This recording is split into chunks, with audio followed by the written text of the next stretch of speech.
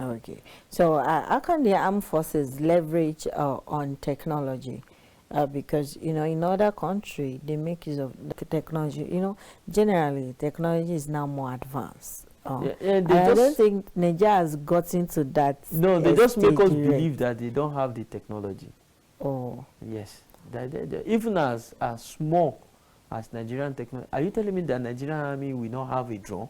It's not possible.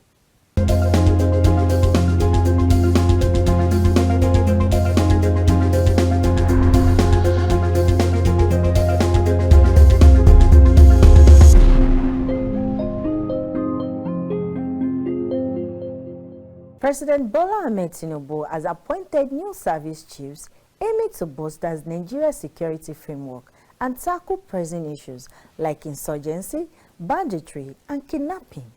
This move is part of Tinubu's renewed hope agenda, focusing on peace, security, and national progress. The new service chief has been welcomed by stakeholders, with many expressing optimism about improved security outcomes. They have pledged to drive reforms, modernize the armed forces, enhance troops' welfare, and leverage technology to combat insecurity effectively. The Senate has confirmed this appointment, signaling a unified approach to national security. Today, we will be discussing reshaping security architecture, New Hope era. Let's know, is this what Nigeria are willing to take? What are Nigeria's reactions to this? Are this movement what we need in our security system? Welcome to the conversation. I am Beatrice Okimberly. This is where we dive into the most pressing issue of our time, exploring the ideas and perspectives that shape our world. And with me here today is Mr. Eke Chukunalo, our analyst. It's good to have you here, sir. Thank you for having me. Yeah. So what do you think about this new reform, appointment of the new chief? Well, for me, there is nothing new. It's a routine, something within the ranks of the military. But that was the information that was given to us.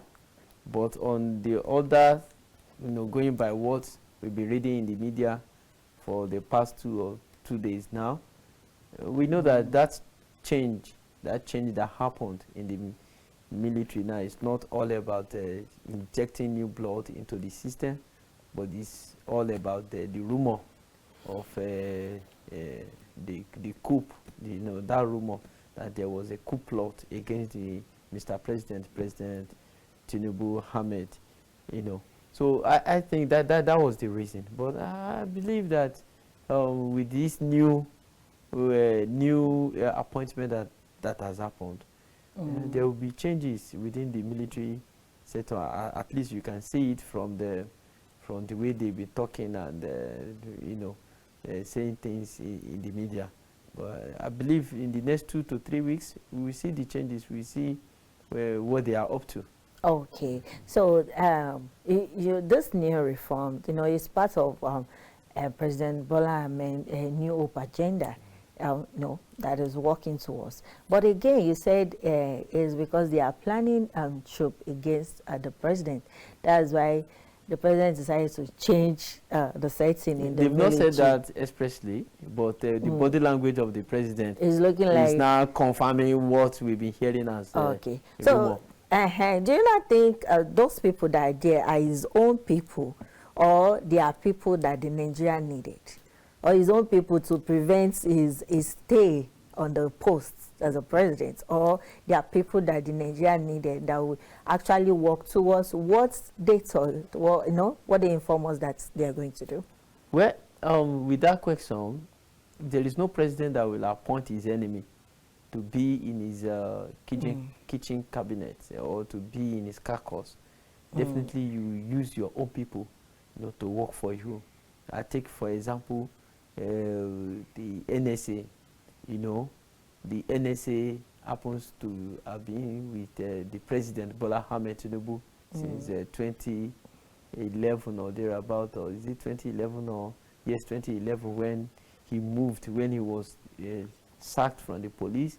Yeah. Then he joined politics, and joining politics happens to now be under President Bola Tinubu's political party, That was AC. And since then, they've been working together until Ribadu moves to PDP, then later moved back to APC, now APC, you know. And since that, Tinubu appointed him as NSA, so he has been his man. They've been working together, and the president still have confidence in him. That's why he's still retaining him. And now going to the new service chiefs that were, of course, the CDS now, that is Chief of Defense Staff, is a Yoruba man. Yeah. So definitely he's going to work for the interest of his brother as the president. And while others too, I think the Chief of Army Staff is an Igala man, you know, coming from a different sector, the way it's, you know, the way we used to do Nigeria something before, always revolve around Hausa, Fulani, Igbo, Yoruba kind of a thing. But the president, with this appointment, he was able to move away from the tradition, from the way we usually do the appointment. Look at the service chief, the CDS, Yoruba, the Chief of Army Staff, Igala, I think Aneke is, I think that is an Igbo name. Yeah, Aneke is a Chief of Air Staff. Air Staff, and that is an Igbo. So you see that he just moved it like that. So these are people that will work with him. And he believed that he trusts them. And mind you, he didn't change the Chief Defense Intelligence Officer, which we are suspecting that was the one that leaked or that was able to know that they are planning coup against the Mr. President. So I believe that these are people that are his own. Okay, so, and also they will definitely make changes in the security aspect of Nigeria. The reason they are appointed is not only to protect the president, it's also to protect Nigerians. So definitely they will work for Nigerians. My only concern is that they are not going to tell us new things. They are not going to tell us something that we've not heard before.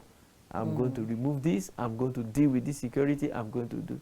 There are so when it comes to security challenges in Nigeria, Nigeria is faced with a lot of security challenges. You know, like in this regime, in this republic, we started with Boko Haram issue. Prior to Boko Haram, there was a Niger Delta militant, but I think that one has been solved, and or a pocket of it is still there. And then the Boko Haram issue in the northeast, you can see how it has now grown and turned to ISWAP, you know, in the region. So it's an issue. Then you talk of in the northwest, banditry, kidnapping. You know, farmers are no more going. One of the reasons that we have high inflations in the country is because farmers are not going to farm, you know, to produce foods, to produce things for the nation. That is why you have high inflation in terms of food items, you know, because people are no more going to farm in the northwest. When they go to farm, when it's time for harvest, we've read in the media how these people will come, whoever that is the leader of that particular will come say, okay, pay tax or give me this amount. We've read of how they demanded for 10, 20 million from the whole community, and all of them will come, contribute money to give the leader of the gang before they can harvest their sons. So some of them are even leaving Zamfara, leaving Sokoto, leaving Katsina to come and stay in Abuja. You know, at least there was a time I saw some Okada, a group of Okadas somewhere in Nyanya. All of them were together. They were calling home, trying to get updates of what is happening in their locality. Wow. So this is the level. So the challenges of security is beyond guiding Mr. President. If you go to the northwest now, there is this issue of Lakura or Laku, whatever, that is there now disturbing the area. Recently we saw on the social media, which I believe is true, you know, how they came to wipe a whole community, and one woman was speaking in Yoruba, telling Nigerians how they killed the husband, I think the husband's nephew and their uncles, and kind of. So Nigerian security challenges is beyond the coup plot, which I will advise the new service chiefs to buckle up and make sure that we crush these things. Okay, so how do you think these appointments will have impact in the Nigeria security? Have impact. How do you think it will have impact in the security landscape? Yeah, where I'm not really saying immediate that they are going to do different things that they've not done before because they are in the system. Yes. Yeah. So is it about, say, we want to buy a helicopter or buy new armed guns or do they have gun? They have gun. I think Nigerians don't need new generals to handle the security issues. What they need is a philosophy, new philosophy of handling the security issues in Nigeria. Okay, let's determine this. We are going to solve this problem in Nigeria. We are going to deal with it. Nothing like is from the north or south or west or whatever. Because when insecurity comes, nobody wants to know. They don't want to know whether you are Yoruba or Hausa or Igbo. As far as they are concerned, as long that you are not part of their group, they will finish you. The one that happened in along Kwara, in Kwara, nobody is talking whether they are Yoruba or the one is happening. The one that is happening in the north is nobody wants to know whether they are Kanuri or Hausa. So it's a Nigerian problem, and what I want them to do is to deal with it like in Nigeria. Though, like I said earlier, I'm not really saying any new thing that they want to say that we've not heard before since 2011 or since 2006 that we've not heard before. I'm going to crush and we deal, but then maybe by next year we send troops over there. Then by next year now we start reading in the newspaper that they are buying helicopter, fighter jet, they are buying more arms, they enter into. Yes, we've seen all that, but what we want is that new philosophy, new sincerity to fight insecurity in the country. Okay. But how do you think those service chiefs, they can, they can actually tackle the insurgency in northeast and also the banditry in the northwest? There is no trained soldier. There is no trained soldier in the military system that cannot handle. Even if you bring you don't need a general. Exactly. You don't need a general. That's just my point, yes. Because even a sergeant, they don't need a new thing, just like the way you said. Yes. But all those people that have been there, we are still facing the same issue. Yes, it's because for me, I think. So I think these new people, they will be able to tackle it this time around. Yes, while we are having insecurity, the level which we are having today has political dimension. It's my personal opinion. Okay. Many people might not agree to it, but I believe there is political angle to it, because we have the resources, the human resources in the military to handle Boko Haram, to handle those banditry and banditry in the north and whatever in the south. We have them. If the army want to deal with it, they will deal with it.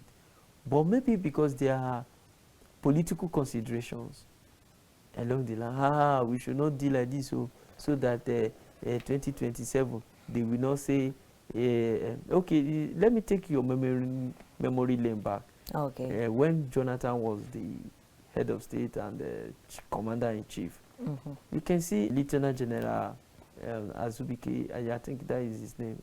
I'm trying to remember. Azubike something was the chief of army staff. That was 2011. You can see the impact what he did with Boko Haram, how he was able to deal with them. He crushed, and certain elements from the north started shouting, screaming on the pages of newspaper. They will come to media houses and they will say, hey, Jonathan is swiping away, he's committing suicide. Even Femi Falana, I think his group, Serap, they came that they are going to take Jonathan to ICC or something like that because he's committing genocide. All those things are political undertone to it. And at the end of the day, Jonathan, being whom he is, tried to listen and tried to be humane, and was also looking at his own political career. Calm down. At the end of the day, Yes, I remember the name of the general, Ihejirika. At the end of the day, Ihejirika was removed as a chief of army staff, you know. And before you know now, the insurgency started rising again, and we started hearing bombing everywhere. Bombing in Abuja, bombing, you know, UN bombing, Nyanya bombing, all those kind of bombing everywhere. The former president Buhari's car was bombed in Kaduna or Kano. You know, although we started having bombs everywhere. So as far as I'm concerned, it has political undertone. And this is my belief that a trained sergeant in Nigeria, a trained professional sergeant, soldier in Nigerian army today can actually head and deal with untrained civilian, ragtag bandit in the north. One can handle 100. But because there is political undertone to this, that is why we are having what we are having today. But what we are having today is not something that is quite beneficial to the citizen. You know, the Nigerians are still complaining, and a lot is really affecting the situation, because the security has really get out of hand, and nobody is currently safe right now. But how do you think we can balance this up? You know, the political undertone and also the active and work of the military? They let the political elite, let them come together and say enough is enough. Because let's say, you think that's going to be possible? Because yes, they never agree. They need to sit down to, they need, like when APC was campaigning against PDP in 2015, their aim was that we are going to crush Boko Haram in 6 months. That was what they said. I'm not the one that said so. It's 1 year plus. And this is 10 years after. We are still having Boko Haram. Yeah. And instead of, we are not only dealing with Boko Haram now. not dealing with more cases. We are Kidnapping, rampant banditry, you know. In fact, Niger Delta that used to be hot is now calmer than other region. Wow. You know, other region in Nigeria, especially in the north, is terrible. It's terrible. Now, if you are traveling from here to Lokoja, you'll be scared. I don't know what will happen between Abaji and Kotokefi. You don't know what will happen between Abaji and Gwagwalada. You'll be scared. If you are going towards Plateau, going to Bauchi, that forest before you get to Plateau State, you'll be scared.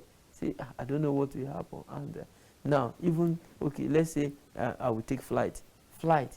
Look at the price of going. So the only consolation now is maybe the train, especially for those Abuja, Kaduna, then maybe Itakwe. And you think that's one so cannot be attacked? Yeah, of because course. Because we've heard of issues like yes, that before. Of course, they were attacked. Yes. You understand? And now my own experience on the train is that if you are going from Itakwe, the Itobe, there is a particular place that the train rack, has been removed. So whenever the train gets there, you will slow down.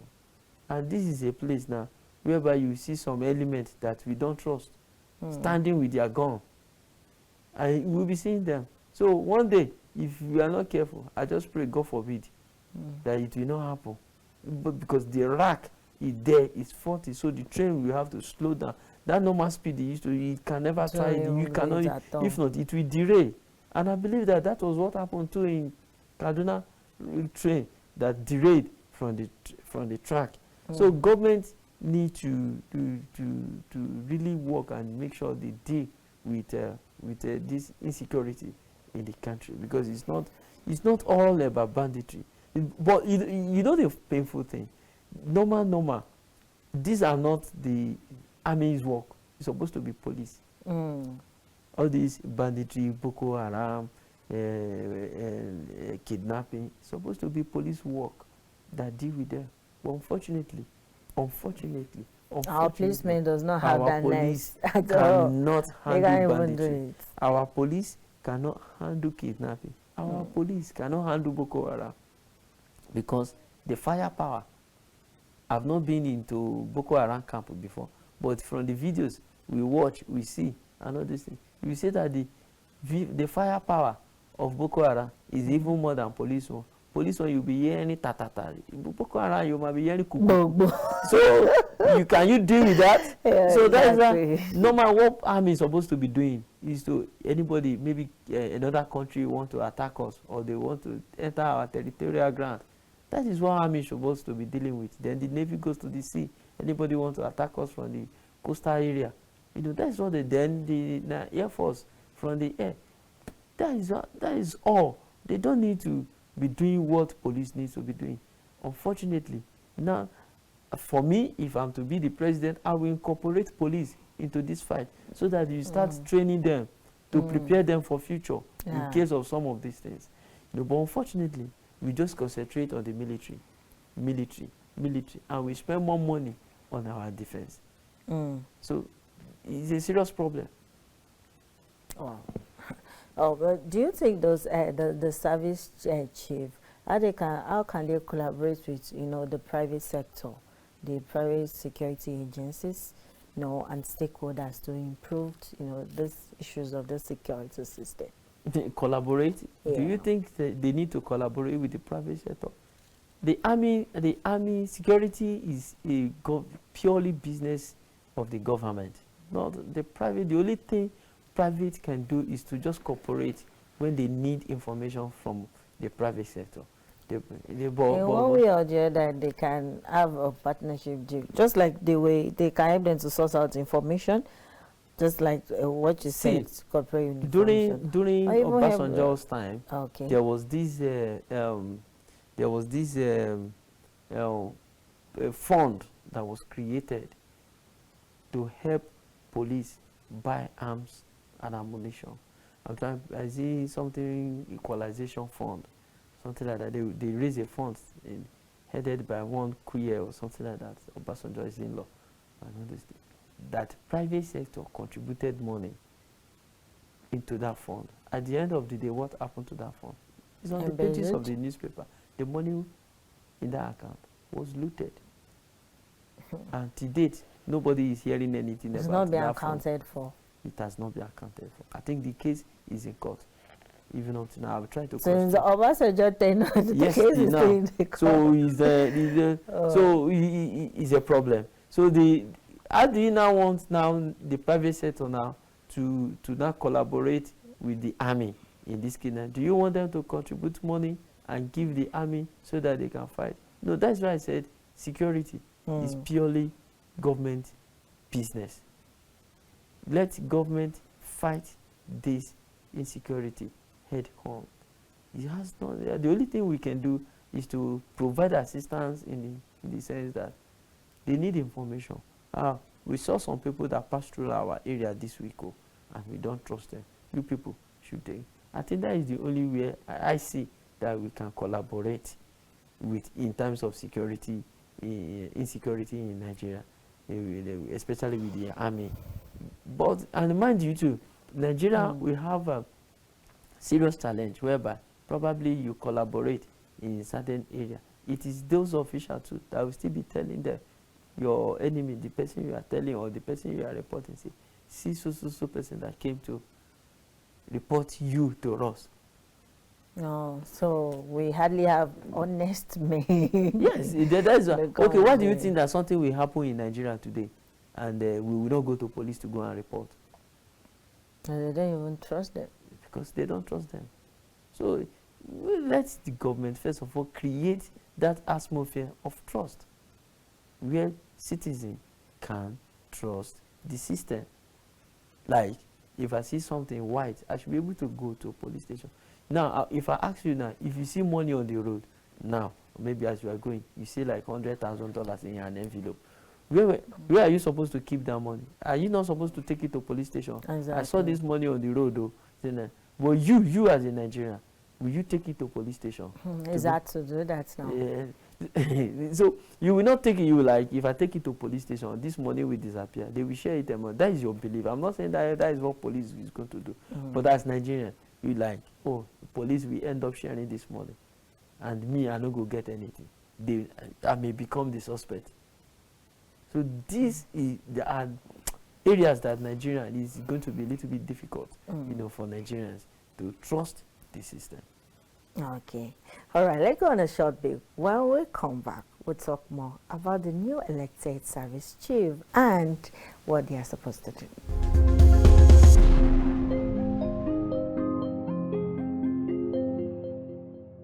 Welcome back. If you're just joining us, this is The Conversation, and we are speaking about the new appointed chiefs and what they're supposed to do. And we think, are they going to help our security system?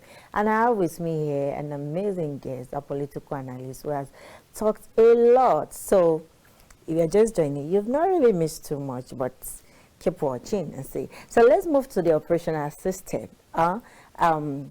How do you think the new appointed chief, how they can help with the troops, you know, their soldiers, their welfares and other package? Because we all know sometimes when they are sent on an errand, most times they are left forgotten there. That their family does not even know their whereabouts, you know, check up. Later on, they came back dead and stuff, you know.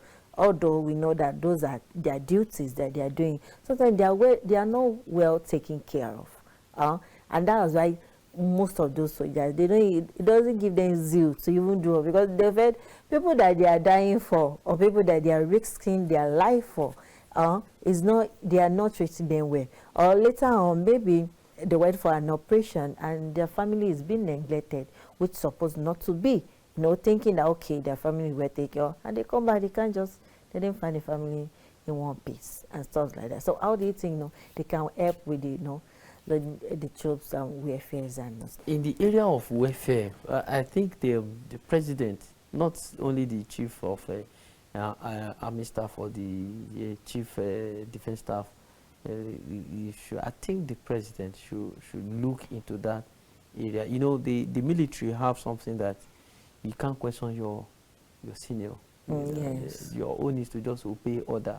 Yeah. So some of them that are there, they can't really voice out.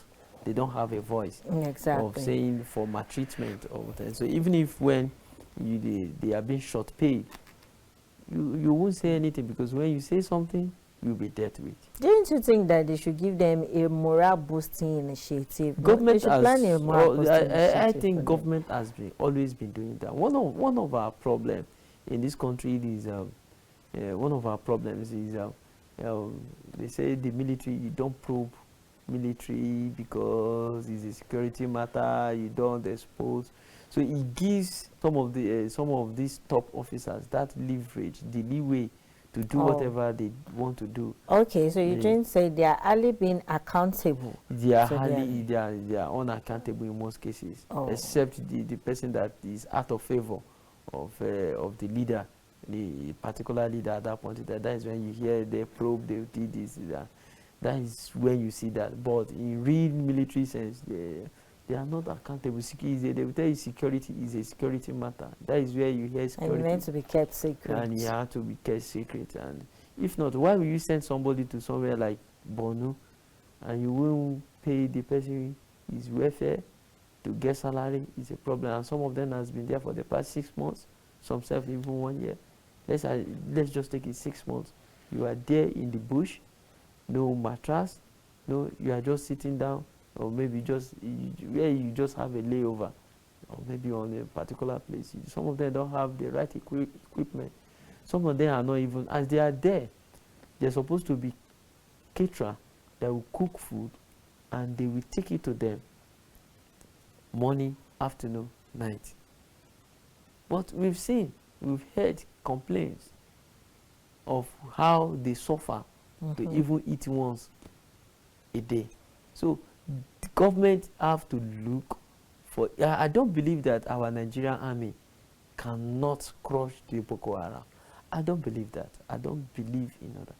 But there are factors, all these factors of welfare, political, all that is one of the major problems that we are having today, that is making that is delaying the progress. Yes, the programs. The new chief of army staff have to do. I'm not talking of media show. I'm talking of real. If you going to Borno to fight Boko Haram, if you go in there and you have to pay 200 to be paid 200,000 for doing that, your allowance. Please pay them their money.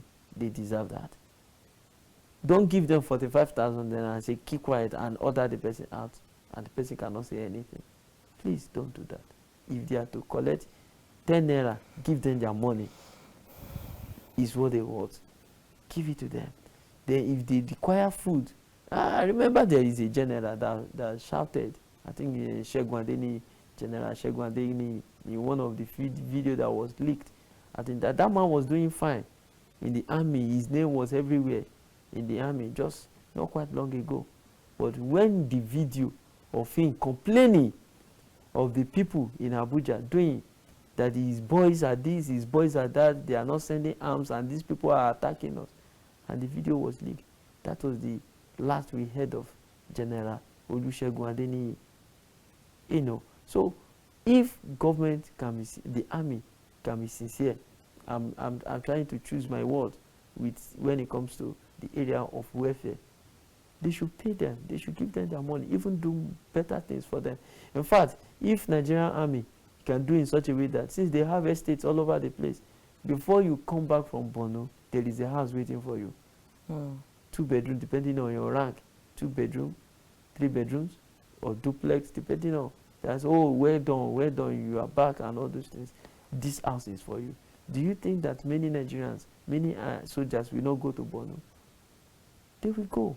But when the government approve money for their welfare and they are not seeing it, definitely. You've heard of case of desertion. Many people have written that they don't want to do army again. Yeah. Recently, I heard of, I read a statement in the media when a particular army personnel is complaining that there is no, I think there is nobody from Lagos State applying for the, applying to join the army. That they are, I think Lagos State have zero this thing, because they don't see anything worth dying for. That's why you see, yes, that is the way I see it. Nobody see anything worth dying for again. Before, if you join the army and you die, yeah, people will like, oh, celebrate the person, there is honor and all that.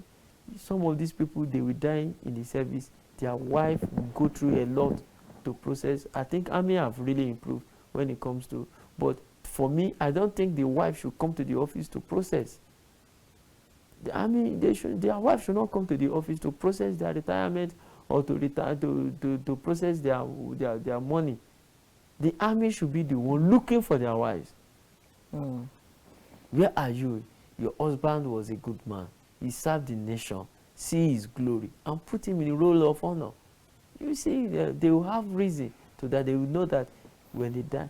Now, they have insurance. How is this insurance? How long does it take for them to get insurance? How much is the insurance to give to them? So you just found out that some of these soldiers, maybe because of the nature of their work, they didn't give birth on time. Some of them will be in their 50s. Maybe their firstborn will be like less than 10 years.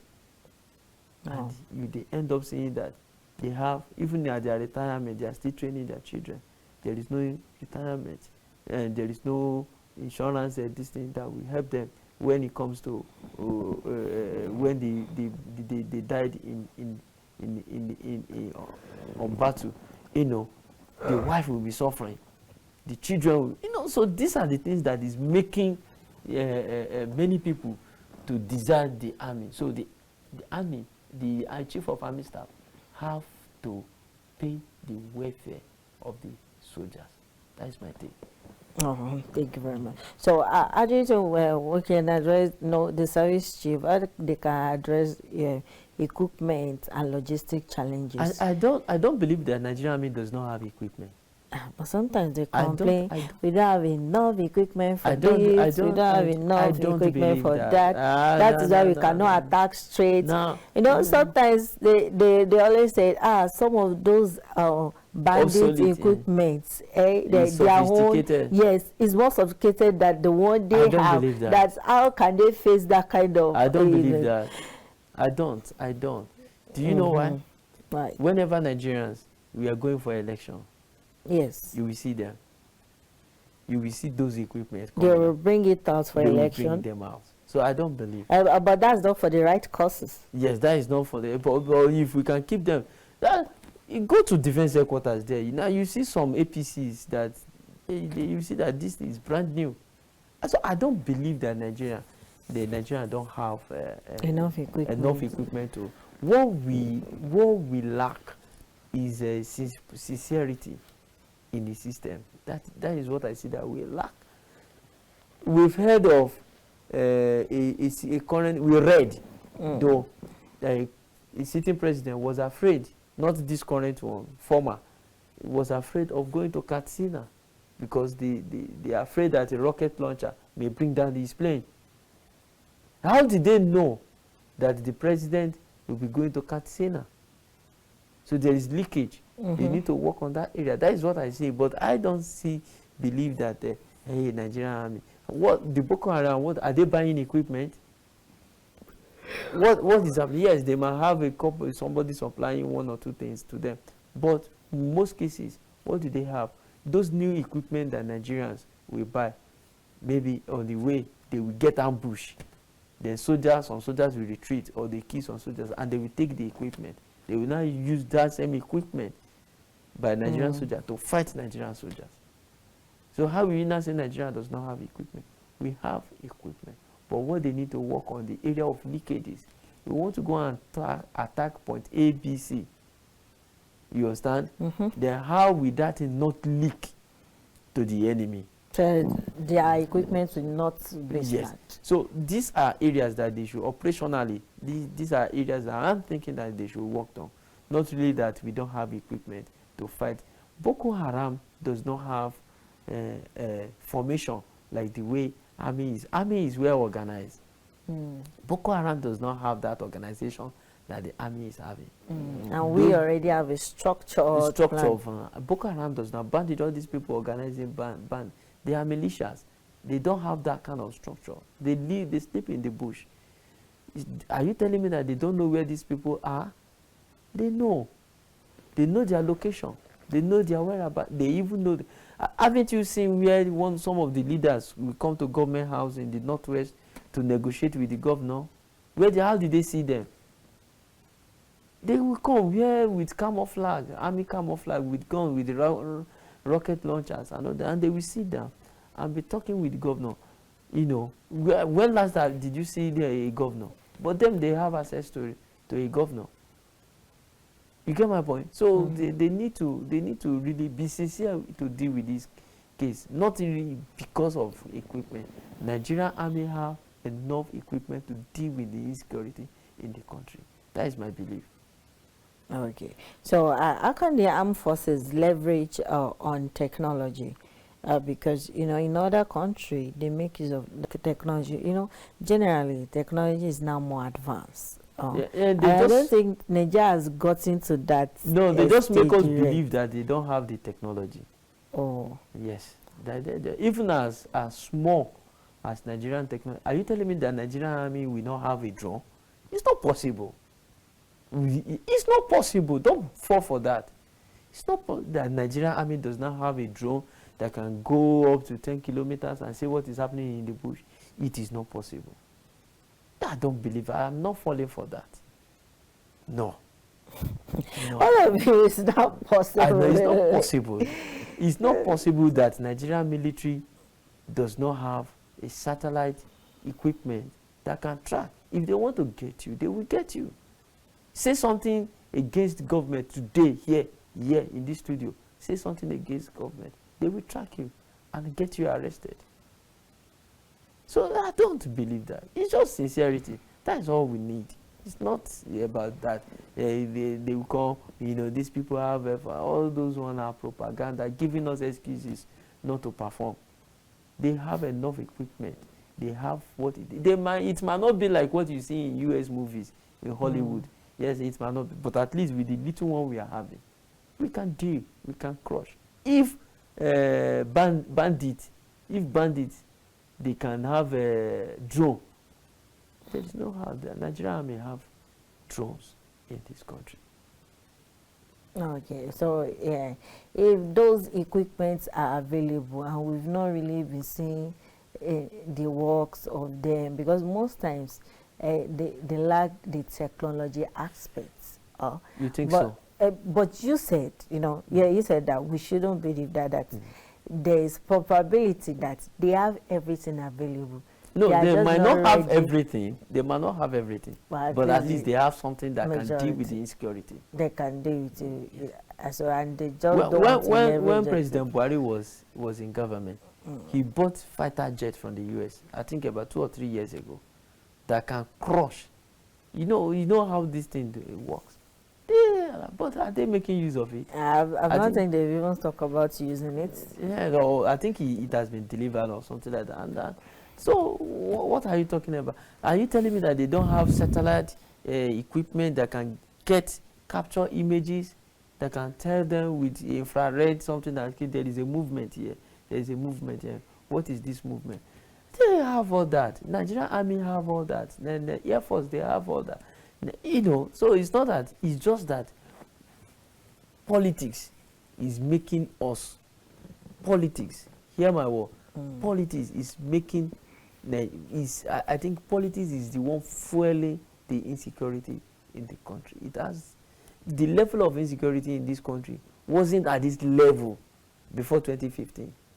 Yes, there was Boko Haram. Yes, there was bombing. But at least you can go from here. There, you do night traveling from here to Lagos, to Aba, to Onitsha. Night traveling. But today, you can't try. Even day, you're being kidnapped. People are being kidnapped. Yes. You understand? So what are you talking about? It's just politics that is making us to be in this mess that we are in. You've heard of children being kidnapped. You've heard of people traveling on the way and they will stop and kidnap everybody, take them. Some of them that came and say they trek 4 hours before to get to their camp to trek. Are you telling me that there are no people in that village? How did they used to take ballot buses to those villages during the election?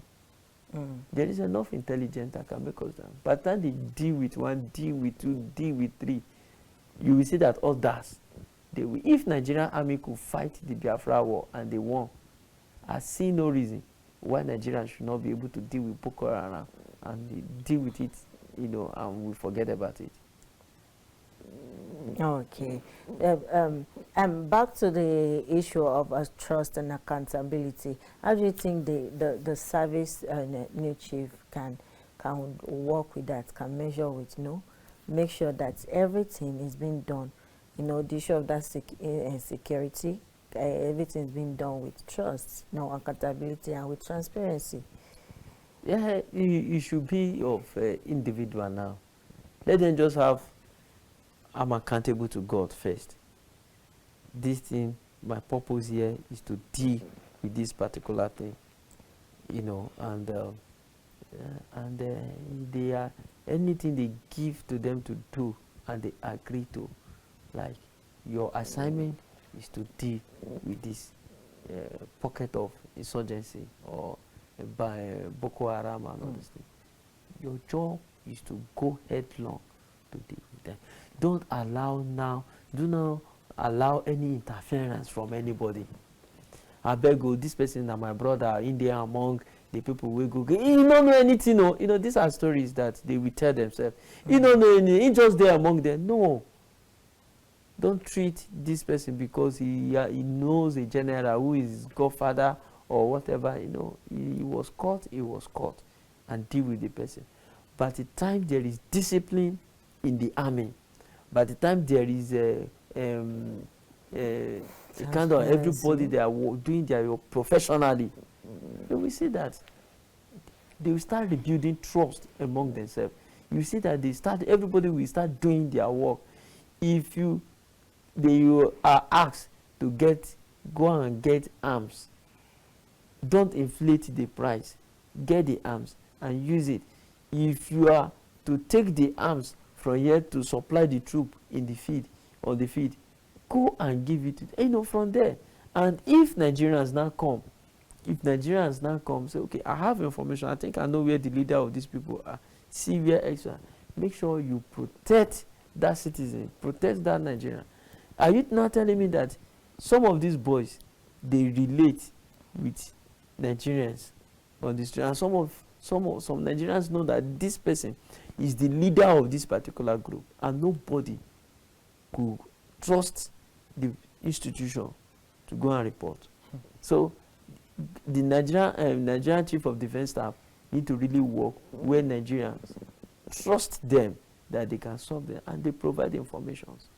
Let Nigerian system, let Nigerian army and the military bring out that thing that will make people, they are accountable. A chief accountant, at least they will have chief accountant in this. Someone signing off the budget. Yeah, come and give us the account and all those things. And when they do that, if they find anything wanting, they deal with the issues. You see that everybody stand up and do their job and do what they're supposed to do. That's how I see it. So do you think they can deal with, political interference in military's operations? Because, just like you said, it's not that they don't know what they will do, but sometimes, politics can just come in and tell them, no, don't do it that way, don't do it. Just like the example of Jonathan that you said, politics came in and they couldn't do it that way, which the way was generating good results there. So, and do you think both can be balanced? Or if both are balanced, no, we know that the military people are not supposed to be in politics. But what we are seeing in Nigeria now looks like everybody's a politician. Yeah, no, it's normal. Even the great philosopher, I can't remember who said, is it Socrates?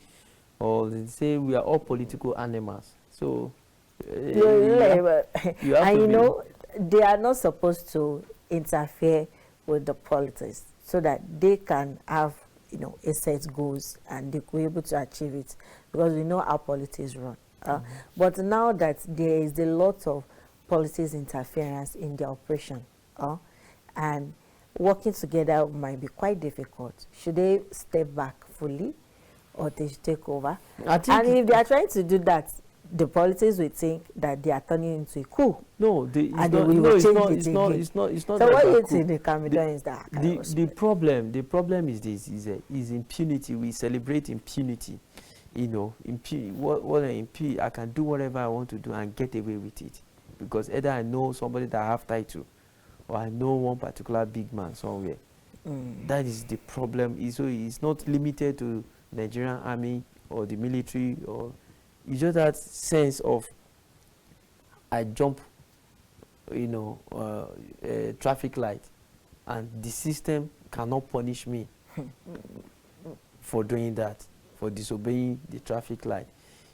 So because the system cannot punish me for that, I can do something worse than that tomorrow. So that is where that problem is coming from. If political interference is coming because of impunity, everybody is just doing whatever they want to do and get away with it. All these things we are talking, one phone call, hello, that person, Nama, one little boy that is, and I say, okay, before you know now, double, the whole thing. We know. We've heard of some people arrested in government house that are involved in insecurity. We've seen that happening, and all those things. How do we talk about that now? Look at the bombing of Madala. This thing, till now, the case is still in court. They've not been able to resolve. So for me, I feel like that is a little bit of political interference to all these things. So for them to really deal with it without them not to say they want to form coup or whatever, is you bring what are the rules of engagement? What are the rules of doing this thing? This person we have in our hands is the person having hands in this thing. Then you deal with it, and you can be able to prove that this person is involved, or more, deal with the person. That is my take. Okay. So lastly, the new appointed people, what are your expected outcome that you are expecting from them, success in security operations? Well, what I know, what do you think Nigeria are expecting from them that will bring success to the security operations? Well, what I'm expecting, like we said earlier on, is Let them stop this Boko Haram issue. Banditry. We want to go back to that Nigeria that we used to have, that I can go anywhere. I love traveling. I like to explore. Last time I moved to Bauchi, Yankari Games, and I'm not afraid moving from here to Jos, Bauchi, or you go to Kano, you know, we move towards Kotogara, as is going to KB and all this, and you are not afraid. Nobody tries it again. So we want to go back to that point in Nigeria, where we have peace in moving around Nigeria. Thank you. All right, thank you very much. So this is where we draw the curtain on the conversation. I hope you have learned a lot about what we've spoken about. And I know Nigeria, we've said your mind in one way or the other. I would love to thank our guests. Thank you for your insight and perspective. And to our viewers, thank you for watching the conversation. I am Beatrice Okimbaloye. Keep exploring, keep conversing. Goodbye.